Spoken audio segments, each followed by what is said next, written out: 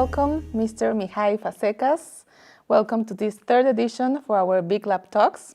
Thank you for your time, for being here. Could you please introduce yourself for us to know you a little bit more, please? Thank you very much for having me here.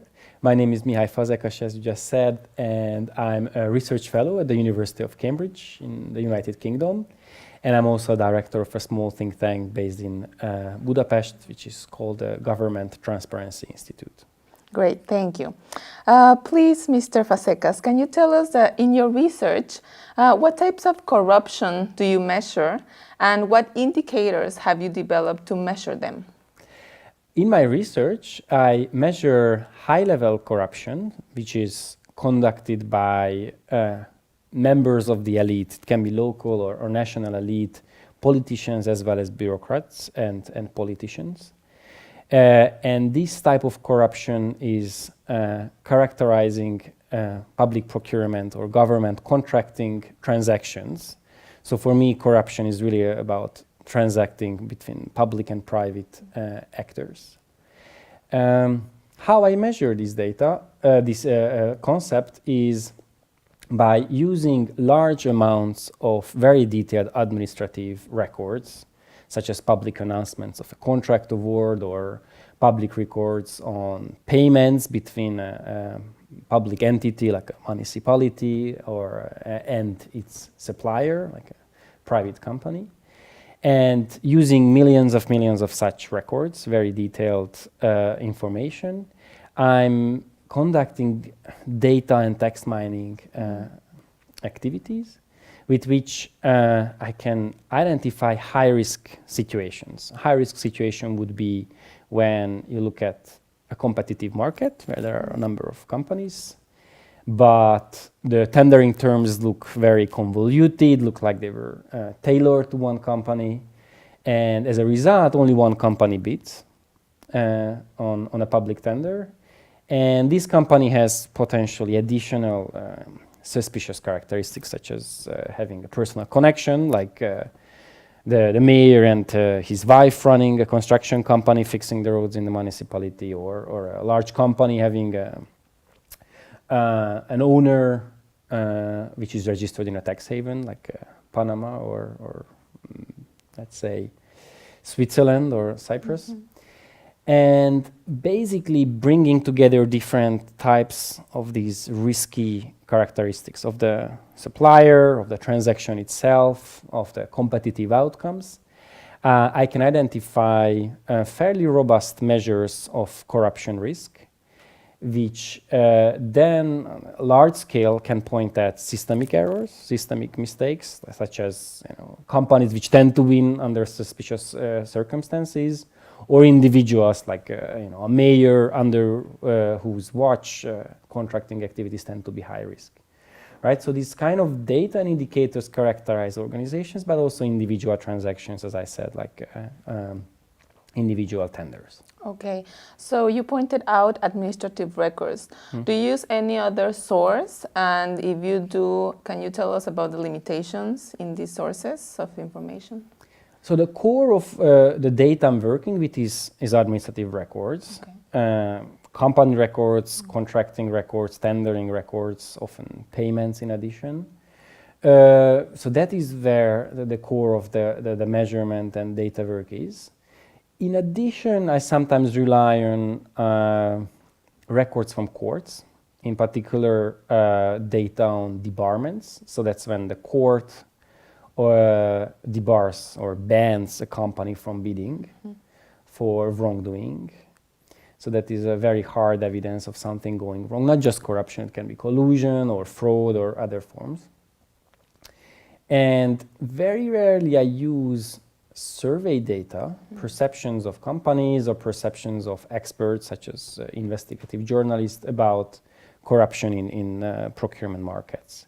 But that is used for validating the indicators, right? Mm-hmm. So if companies think that, oh, this region or this buyer is not open for competition because they have their friends, they corruptly award contracts to them, then I want this perception at least partially reflected in objective data. And the very reason for using objective indicators, objective proxies of corruption, proxy indicators of corruption, is because I don't think that perceptions data is particularly useful in the context of high-level corruption, in the context of highly technical, legally and substantially technical and complex contracting decisions, right? You can ask people about bribery, right? If you go to I don't know, hospital, do you have to give a present to the doctor to be, treated fairly and appropriately, right? Sure. But whether money was stolen from a highway contract or whether the foundation is 10 centimeters deep instead of 20, I mean, you don't know that as an individual citizen, right? You need deep expertise for that. So perceptions data has limited value in this context I'm interested in. Okay, and while using data mining, do you consider that it's feasible to replicate in other countries, and what's the scope of your research? Mm-hmm. So far in my research, together with my colleagues at the University of Cambridge and a couple of other institutes where we collaborate with, we have covered over 40 countries. Okay. So this method is replicable. It has to be tailored to the context. The core underlying mechanisms are very much the same, but the manifestation, the exact forms of corruption, that varies from context to context. But this very much is replicable, and these 40 plus 42 countries, mainly in Europe, the US, we have quite a few Latin American examples. For example, Peru we have worked already on. From Africa, Tanzania and Ghana, we have covered already. In Asia, we have worked on Bangladesh and expanding right now to India and Indonesia. So we do believe that this method is applicable, but there is a significant, very important constraint, and this is the quality, the reliability and scope of these underlying administrative data sets. Yeah. So if it's manipulated, what's reported, what's not, what I see is not the full picture, right? I see a kind of rosy picture painted only for those who want to look at the data. If data is there covering everything, but it's so bad quality because it's missing information or just, things are not correct. For example, you report that this and this company won the contract, but actually that company doesn't exist because there were many typos in the name. Then what can I do, right? So that is really the only significant constraint on the applicability of this method. Okay, and about the scope, the representative of your research, is it country by country, or do you give results in a global sense? So because the data is very much micro level, very detailed, so we really know the minute detail of tendering procedures, I can give something very targeted, right? Mm-hmm. This particular region of Brazil, this particular sector, right? Like road maintenance in Santa Catarina in Brazil, right? So this can go very detailed. Okay. And then the indicators can be very tailored, very much appreciating the local context. However, it's also possible to take global view and cross-country comparative view, which naturally implies that you lose some of the local specificity, some of the local context, but in return you can compare countries. So it's possible to put countries on the same scale. Okay.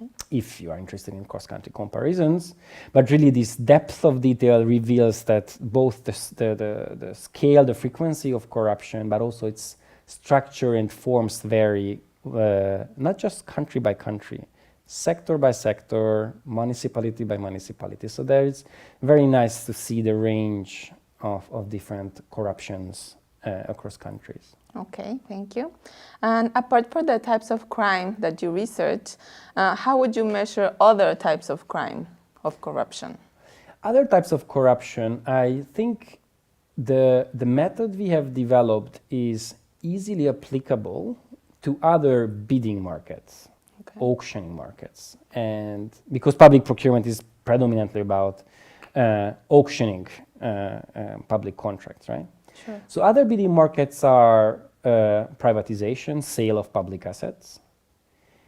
in a way, you can consider public employment as a bidding market, right? Because you advertise a job, people should apply, there are selection criteria, then someone assesses you, and then you get the job or not, right? Then there are some limited sets of auctioning situations for subsidies, grants, sometimes for state-backed loans, right? So these situations have a very similar structure. Regulations would be different a bit, and data would be a bit different, but the logic, the underlying logic is very similar, and there's often public data on these, right? So I think our method very directly applies. So this is one, right? Yeah. Then there is the next step where we think, or at least I think that our methods apply, but it require a lot more rethinking. And then the core of the method is starting from stories, detailed understanding of the technologies of corruption, how it is done, who are the actors, how do they hide, how do they transfer money. And then collecting large volumes of administrative data. And there we already started to experiment with legislation and legislative favors. Collect the full body of laws and regulations the parliament and the government produces, and look at who is benefiting, look at companies, whether they have abnormal profit rates as a result of legislative action, right? Sure. So there are a couple of areas where if you have a lot of data and you have a thorough understanding, qualitative understanding of how corruption happens, then you can do the data mining and text mining at its best. Okay, well, thank you very much for your time and hope to see you soon. Thank you so much. Thank you very much.